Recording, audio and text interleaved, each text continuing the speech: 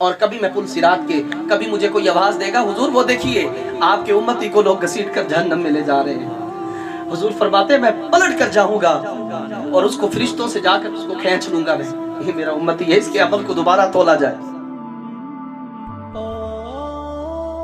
اللہ رب العالمین نے قرآن میں ارشاد فرمایا وَمَا أَرْسَلْنَاكَ إِلَّا رَحْمَةً لِلْعَالَمِينَ، محبوب ہم نے آپ کو تمام جہانوں کے لیے رحمت بنا کر بھیجا۔ دیکھیے قرآن کا اسلوب، اللہ ایک مقام پہ فرماتا ہے الحمدللہ رب العالمین، جب اللہ کی اپنی ذات کی باری ہے اللہ فرماتا ہے میں ہوں رب العالمین۔ کون ہوں؟ رب العالمین، تمام جہانوں کا رب۔ جب مصطفیٰ کی باری اللہ فرماتا ہے رحمت للعالمین۔ اپنی بات آئی تو رب العالمین، محبوب کی بات آئی رحمت للعالمین۔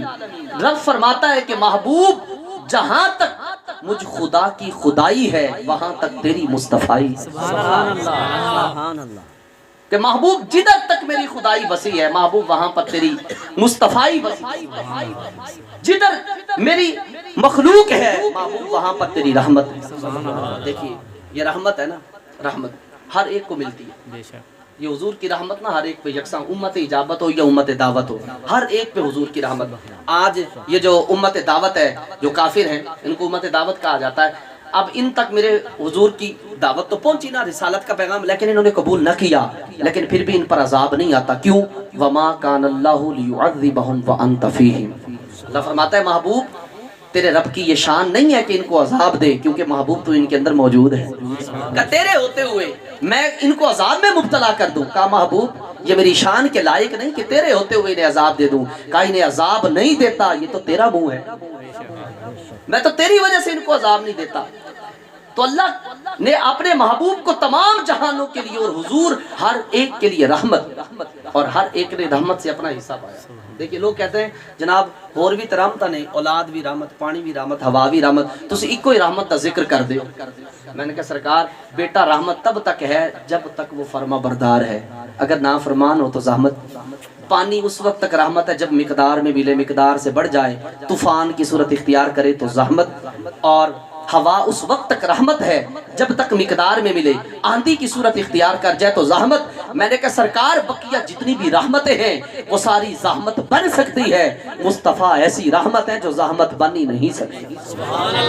ہر وقت ہی رحمت ہے، کہا ہم اس لیے ہم اس رحمت کا ہر وقت ہی تذکرہ کرتے رہتے ہیں، اس میں کوئی زحمت کا پہلو نکلتا ہی نہیں ہے۔ اور پھر رحمت ہر ایک میں، دیکھیے جس کا جتنا ظرف وسیع تھا اس نے اتنی رحمت پائی ہے جی۔ یہ رحمت ابو جہل پہ بھی برسی، عتبہ شیبہ پہ بھی برسی، ولید بن مغیرہ پہ بھی برسی، سب پہ برسی، لیکن ہر ایک کا جتنا ظرف تھا اس نے لیا ہے جی، ہر ایک کا۔ اب دیکھیے سمندر زیادہ کھلا ہے، اس میں بارش برستی ہے تو وہ زیادہ پانی جمع کر لیتا ہے، اور دریا کی اپنی وسعت ہے، وہ اپنی وسعت کے مطابق پانی جمع کرتا ہے۔ ایک گھڑا پڑا ہو، بالٹی پڑی ہو، ٹب پڑا ہو ہے جی، اس کا جتنا ظرف ہے، جتنا اس کا منہ کھلا ہے اتنا اس کے اندر پانی آئے گا، تو ہر ایک کو اس کے ظرف کے مطابق ملا۔ اب عتبہ و شیبہ، ولید بن مغیرہ، ابو جہل، ان کا ظرف تھا ہی نہیں، ان کا ظرف اگر تھا تو اوپر سے منہ بند تھا، رحمت تو ان پہ بھی گری لیکن ان کا ظرف کا منہ بند تھا، اس لیے اندر کچھ نہ گیا۔ ابو بکر کا ظرف کھلا تھا، جب اس پہ برسی تو اللہ نے صدیق بنا دیا، عمر پہ برسی جب یہ رحمت تو فاروق اعظم بن گئے، عثمان پہ برسی تو ذوالنورین و غنی بن گئے، جب مولا کائنات علی المرتضیٰ پہ برسی تو شیر خدا بن گئے، جب خالد بن ولید پہ برسی تو سیف اللہ بن گئے۔ برسی تو ہر ایک پہ تھی، لیکن ہر ایک کا اپنا ظرف تھا جتنا کوئی لے کر گیا۔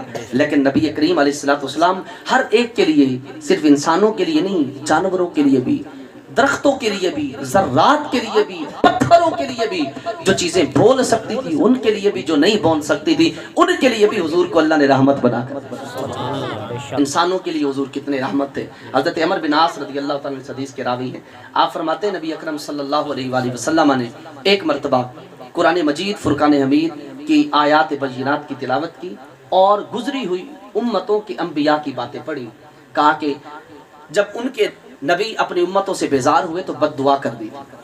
جب آقا علیہ السلام نے حضرت نوح علیہ السلام کی کہانی پڑھی تو قرآن کی آیت پڑھی وقال نوح ربی لا تذر علی الارض من الکافرین دیارا۔ حضرت نوح علیہ السلام جب اپنی قوم سے بیزار ہوئے تو کہا مولا اب زمین پر کسی ایک کافر کا گھر بھی باقی نہ چھوڑنا۔ छोड़, बद्दुआ कर दी। जब बारी आई इब्राहिम खलीलुल्लाह की, वो भी बेजार हुए तो उन्होंने भी बद्दुआ कर दी। का फमन तबिअनी फइन्नहु मिन्नी वमन असानी फइन्नका गफूरुर रहीम, कि मौला जो मेरी पैरवी कर रहे हैं, जो मेरे पीछे चल रहे हैं, उनका तो जिम्मेदार हूँ, लेकिन मौला जिन्होंने मेरा कहा नहीं माना, मेरी नाफरमानी की, तू जान और तेरा काम जाने। जब बारी आई ईसा रूहुल्लाह कलिमतुल्लाह की तो इन्होंने भी बद्दुआ के लिए हाथ उठा दिए। का इन तुअज़्ज़िबहुम फइन्नहुम इबादुक व इन तग़फिर लहुम फइन्नका अंतल अज़ीज़ुल हकीम, इलाही ये तेरे बंदे हैं, तो इन्हें अजाब दे या न दे वो तेरी मर्जी। हजरत अमर बिन आस कहते हैं जब दीगर अंबिया की ये कहानी पढ़ी कि वो अपनी उम्मतों से बेजार हुए तो उन्होंने बद्दुआ कर दी। कहा कि ये पढ़ने के बाद ना मेरे हुजूर रो पड़े, मेरे हुजूर रो पड़े। कहा इतने रोए कि हुजूर की हिचकियां बंद गई। क्यों रोए थे? कहा कि बाकी नबी तो बेजार हुए, उनकी उम्रें भी बड़ी लंबी थी, उनकी उम्मतों की उम्रें भी बड़ी लंबी थी, वो बेजार हुए और बद्दुआ कर दी। मौला मेरी उम्मत तो वैसे भी ज्यादा गुनाहगार है और मेरा मौला मेरी उम्मत की उम्रें भी थोड़ी थोड़ी, ये क्या अमल करेंगे? कहा कि हुजूर रो पड़े। कहा हुजूर की आंखों में से आंसू रवा थे। कहा हुजूर ने अपने यदुल्ला वाले हाथ उठाए, बद्दुआ के लिए नहीं, दुआ के लिए। किससे लिए उठाए? दुआ के लिए उठाए। और कहा हुजूर ने दुआ के लिए हाथ उठा के, एक रिवायत में कहा अल्लाहुम्मा उम्मती, अल्लाहुम्मा उम्मती। एक और रिवायत में है कहा कि हुजूर ने हाथ बुलंद करके फरमाया, अल्लाह की बारगाह में अर्ज की, कहा अत्तालिहून ली वस्सालिहून लिल्लाह, मौला जितने भी नेकोकार हैं उनको तू संभाल ले, गुनाहगारों को मुझ मोहम्मद की रहमत के हवाले। न अमल है तुम्हारे सुनाने के काबिल, न मुंह है तुम्हारे दिखाने के काबिल, लगाते हो उसको भी सीने से आका जो होता नहीं मुंह लगाने के काबिल। असी ते सरकार हाजिर नाजिर ते मिलादां दे रोले पाए ने ना, पता नहीं उन्होंने कीता सी कि नहीं कीता सी, पता नहीं हुजूर नु इल्म गैब है कि कोई नहीं, पता नहीं हुजूर हाजिर नाजिर हैं कि कोई नहीं, असी ते सरकार रोले ही पाए ने।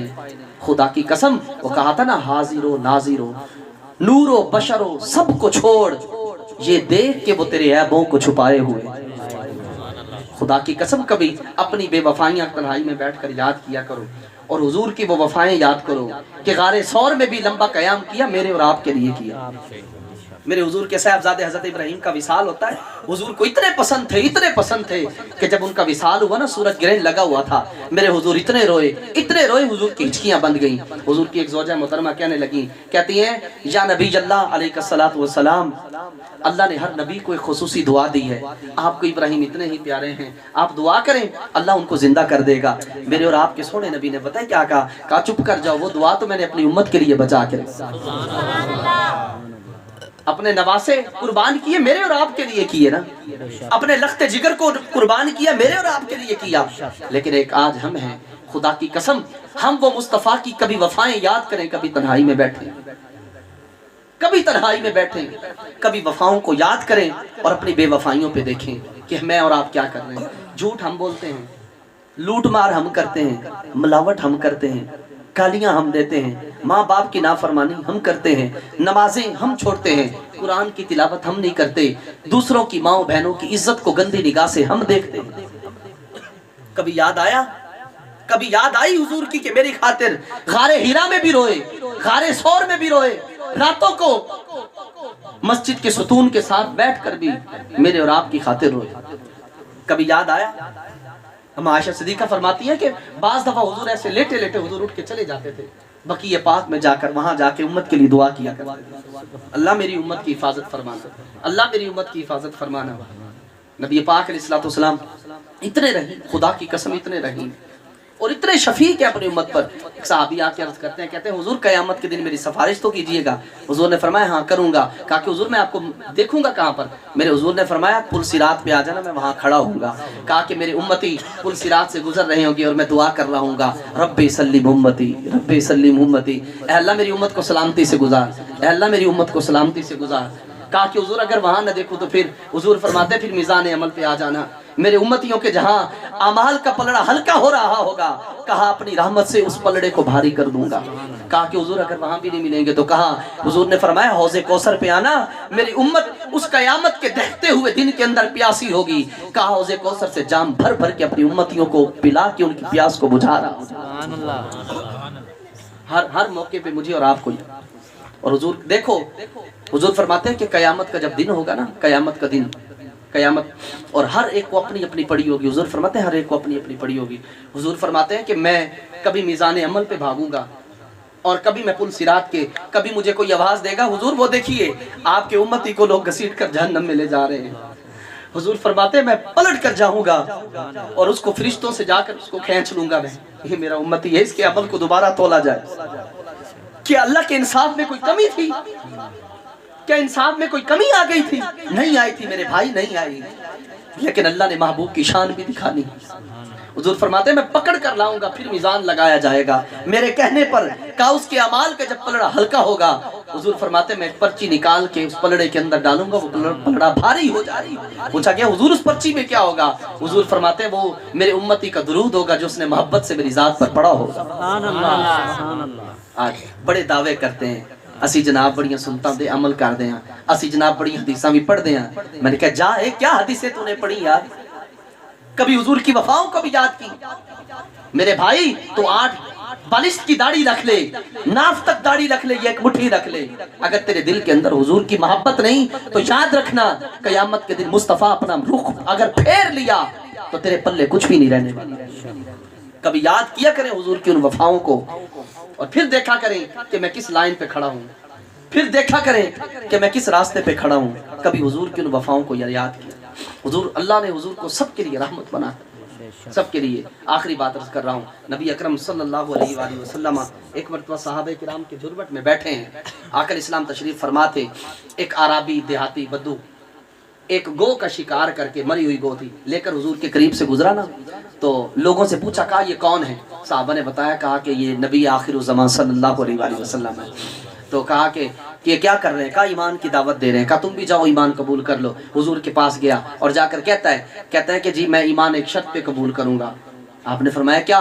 कहा कि आप मुझे कोई निशानी दी। हुजूर ने फरमाया कौन सी निशानी? कहा मेरे हाथ में ये मरी हुई गौ है, अगर ये आपकी गवाही दे दे तो मैं आप पे ईमान ले आऊंगा, मैं आप पे ईमान ले आऊंगा।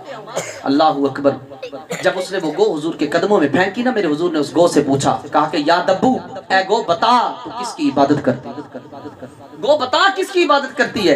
कहा कि मरी हुई गो को अल्लाह ने ज़बान अता कर दी और गो बोलने लग गई, कहने लगी मैं उस रब की इबादत करती हूँ जिसका अर्श आसमानों में है, कहा जिसकी सल्तनत जमीनों में है, जिसका रास्ता पानियों के अंदर है, और कहा जिसकी रहमत उसकी जन्नत है और अजाब उसकी दोज़ख है। उसके बाद हुजूर ने फरमाया या दब्बू मन आना, सब कुछ तो बता दिया, गो हुण है दस मैं कौन हां?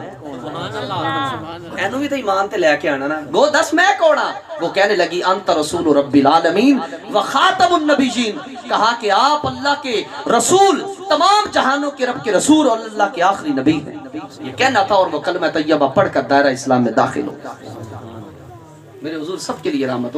हुजूर फरमाते हैं मुझे वो पत्थर भी जानते हैं जो मेरी जात पर दुरूद पढ़ते हैं। हुजूर ऐसे चलते हुए हुजूर कभी कंकरियां उठा लेते ना, तो हुजूर के हाथ में तस्बीह करने लग जाती थी, रिवायतों में तस्बीह करने लग, हुजूर ऐसे उठा लेते।